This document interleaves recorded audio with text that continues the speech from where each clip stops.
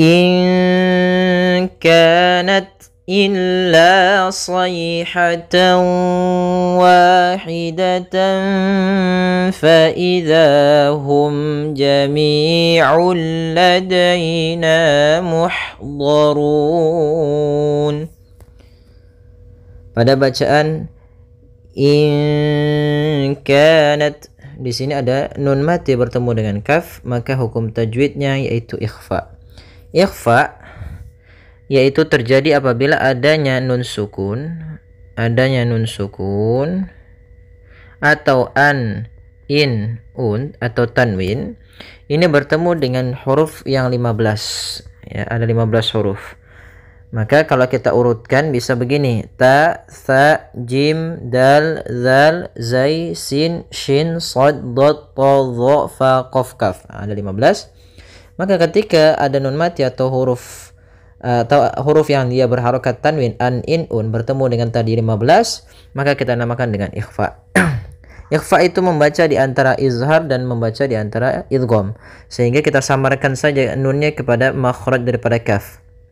Maka bukan ingka, tapi dia ingka, langsung ke huruf kafnya.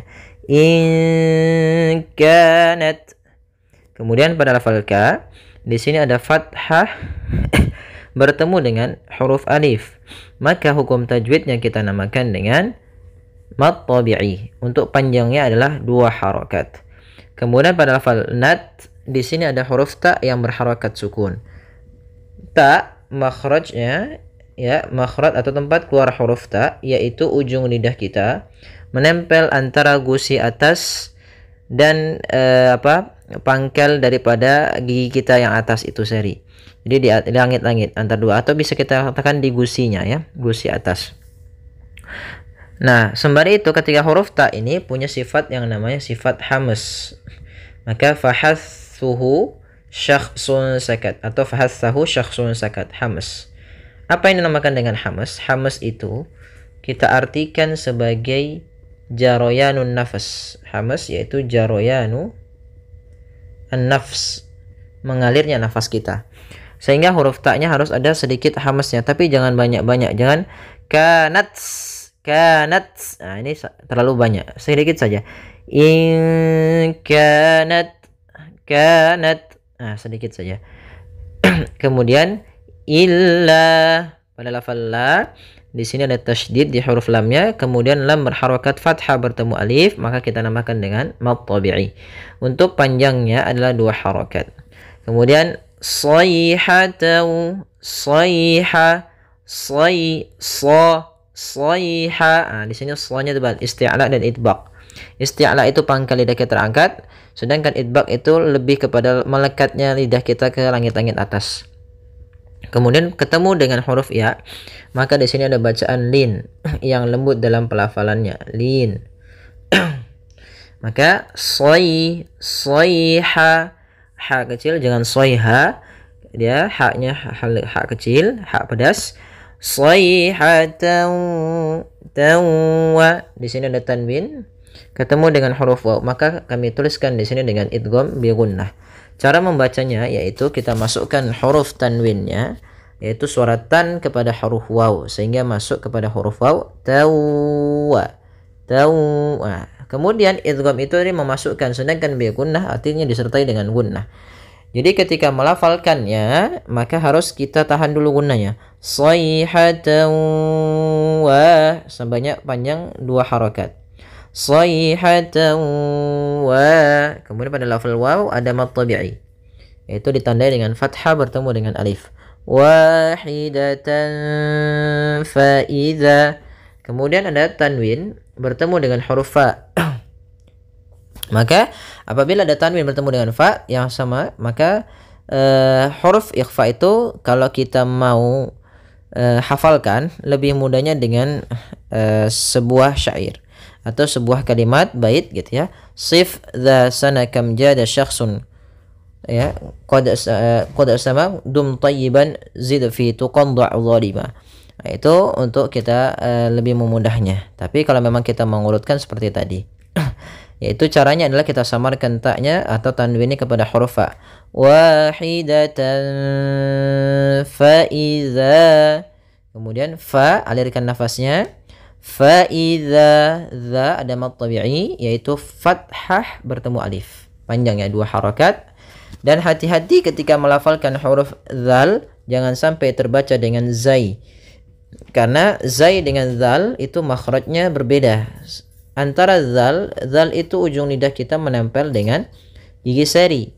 Sedangkan untuk zai itu seperti sin, yang dimana posisi lidah kita di antara gigi atas dan gigi bawah, ya, dan dia memiliki sifat zai itu memiliki sifat rikhwah, yaitu mengalirnya suara kita. Kemudian fa idzahum jami'u. Kemudian izhar syafawi pada huruf mim ketemu dengan jim. Karena izhar syafawi itu seluruh huruf hijaiyah kecuali mim dan ba. Kemudian jami'ul ladaina pada lafal mi itu di sini ada kasrah bertemu dengan ya, maka kita namakan dengan mad tabi'i, panjangnya 2 harakat. Kemudian pada lafal ulla di sini ada hukum tajwid berupa idgham bila gunnah, yang dimana yaitu huruf-hurufnya, huruf idgham bila gunnah itu hanya 2 lam dan ro. Maka ketika kita mendapati nun sukun atau tanwin bertemu dengan 2 huruf ini, maka langsung masuk kepada hurufnya. Dan di sini juga dinamakan dengan idgham kamil, yang artinya langsung hilang seluruhnya suara nunnya sehingga langsung masuk kepada huruf lam. Nah, di sini bila gunnah artinya tidak disertai dengan namanya gunnah, sehingga langsung saja jami'ul ladaina. Kemudian pada lafal daina yaitu adanya bacaan lin pada lafal ya yang didahului dengan fathah. Kemudian di sini ada mad tabi'i, adanya fathah bertemu alif. Kemudian muhdharun. Di sini ada ha salah satu sifatnya sama seperti ta, yaitu hamas, mengalirnya nafas kita. Ih, nah, maka alirkan dengan sempurna. Ih, maka muhdharun, donya tebal, durun tebal juga. Kemudian pada lafal run di sini ada bacaan mad arid disukun, yang mana mad arid disukun itu kapan terjadinya? Ketika akhir bacaan sebelum kita waqaf dan sebelum huruf akhir ada huruf mad. Di sini pada lafal nun asalnya kan kita berharokat fathah, kemudian karena dia di akhir bacaan sehingga kita matikan dengan huruf sukun. Maka akan tetapi sebelum huruf nun ada huruf waw yang termasuk huruf mad. Maka awalnya run itu panjangnya 2 harakat, tapi pada akhir bacaan dimatikan. Ini kita bisa membaca dengan 2 harakat, 4 harakat ataupun 6 harakat. Maka muhdharun. Kita ulang kembali. In kanat illa sayhatan wahidatan fa idza hum jami'un ladaina muhdharun.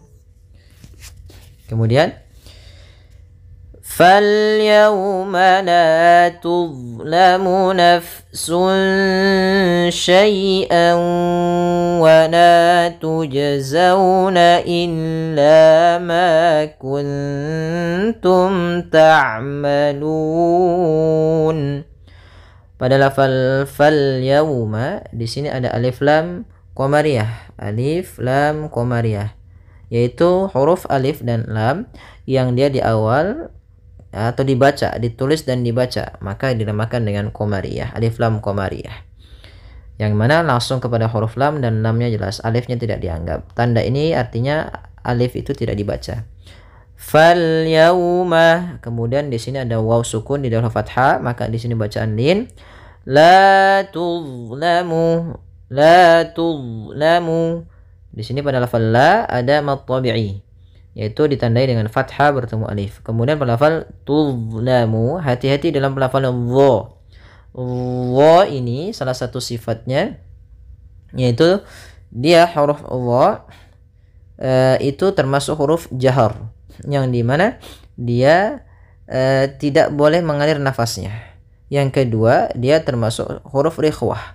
Rikhwah itu atau rokhawah yaitu mengalirnya suara sehingga al al al al. Kemudian misalnya il. Makhrajnya bagaimana? Makhraj huruf dha yaitu ujung lidah menempel dengan menempel dengan gigi seri sebagaimana huruf dzal, tapi dia tidak boleh mengalir nafas sehingga tidak boleh baca tuz enggak, tapi dia tuz ya, tuzlamu la tuzlamu nafsun syai'a. Kemudian pada lafal fa, alirkan nafas karena dia sifatnya hamas, mengalir nafas. Nafsun syai'an wa. Di sini pada lafal sun syai'a ada tanwin bertemu dengan shin yaitu bacaan ikhfa. Maka cara membacanya disamarkan kepada huruf sya atau huruf shin. Kemudian syai ada bacaan lin lembut, syai bukan syai bukan pakai tapi dia syai'a dengan ya sempurna kasrah i, syai'a. Kemudian sama seperti kita melafalkan ta'awudz, syaitani. Kemudian syai'awa, di sini ada tanwin bertemu dengan waw, maka kita namakan dengan dengan idgham bi gunnah, yaitu kita masukkan tanwinnya kepada huruf waw, syai'aw, sambil ditahan gunnahnya karena dia idgham disertai dengan gunnah. Wala, kemudian pada lafal la di sini ada bacaan mad tabi'i, yaitu adanya fathah bertemu dengan alif. Tujazawna, di sini ada huruf jim sukun, maka kita namakan dengan hukumnya qalqalah. Maka huruf qalqalah ini tidak boleh ada tambahan hamzah ketika melafalkannya. Jangan dibaca tujzawna, nah ini ada tambahan hamzah. Akan tetapi dia tidak boleh tambahan hamzah sehingga mengalir saja. Tujzawna, bukan tuj ya. Tapi tujazawna. Kemudian pada lafal zau di sini ada bacaan lin yaitu lembut dalam pelafalan waw yang dimana ada huruf waw didahului dengan huruf fathah. Illa, kemudian kembali lagi ada mad tabi'i yaitu fathah bertemu alif. Ma, ada fathah bertemu alif, maka kedua-duanya kita namakan dengan mad tabi'i hukumnya. Kuntum. Nah, di sini kemudian pada lafal kuntum itu ada nun mati ketemu ta, maka ini kita namakan dengan bacaan ikhfa. Cara membacanya yaitu suara nunnya disamarkan ke ta langsung. Ta makhrajnya adalah tadi ya, dia di antara gusi dan gigi atau di gusi atas gitu ya. Kuntum. Kemudian mim mati bertemu dengan ta yaitu izhar syafawi, harus jelas mimnya. Ta'malun, maka ain sifatnya bainiyah yaitu bainiyah, sifat bainiyah ya, di antara syiddah dan rokhawah. Syiddah tertahannya suara, kalau rokhawah mengalirnya suara, sehingga di antara keduanya. Ta'malun tidak terlalu ditahan dan tidak pula terlalu dialirkan. Kemudian pada lafal lun di sini ada bacaan mad arid lisukun. Panjangnya boleh 2 harakat, boleh 4 harakat, dan boleh pula 6 harakat. Kita ulangi. فَالْيَوْمَ لَا تُظْلَمُ نَفْسٌ شَيْئًا وَلَا تُجْزَوْنَ إِلَّا مَا كُنْتُمْ تَعْمَلُونَ. Kemudian yang selanjutnya, Inna ashabal jannatil yawma fi syughulin fakihun. Inna, di sini ada bacaan gunnah yaitu nun berharakat tasydid. Ashabah, shadnya di sini tebal, a-nya tapi tipis, jangan sampai aus, tapi dia asha. Kemudian pada lafal ha ada mad tabi'i yaitu fathah bertemu alif. Panjangnya 2 harakat. Bal jannah, alif lam qamariyah, lamnya dibaca. Jannati, ada bacaan gunnah pada lafal nun yaitu ditandai dengan nun berharakat tasydid. Caranya adalah ditahan dulu gunnahnya. Panjang 2 harakat. Ya, jannatil yauma, sama alif lam qamariyah, dijelaskan suara lamnya. Yauma bacaan lin di sini yaitu waw yang didahului dengan fathah. fi mad tabi'i yaitu kasrah bertemu ya. Syughulin fa ada tanwin bertemu dengan fa, maka kita namakan dengan bacaan ikhfa. Nah, caranya adalah kita menyamarkan suara tanwinnya kepada huruf fa. Fa makhrajnya adalah gigi kita yang atas menempel dengan bibir bawah sehingga membentuk suara ada sedikit rongga untuk mengeluarkan nafas kita. Fa bukan pa, jangan sampai bibir kita terlalu rapat. Maka fi syughulin fa langsung ke makhraj huruf fa. Fakihun fa ada mad tabi'i yaitu adanya fathah bertemu alif. Kemudian fakihun pada lafal hun ada mad arid disukun, panjangnya boleh 2 harakat, boleh 4 harakat dan boleh 6 harakat. Inna ashabal jannatil yawma fi syughulin fakihun. Ya, semoga bermanfaat. Jazakumullahu khairan.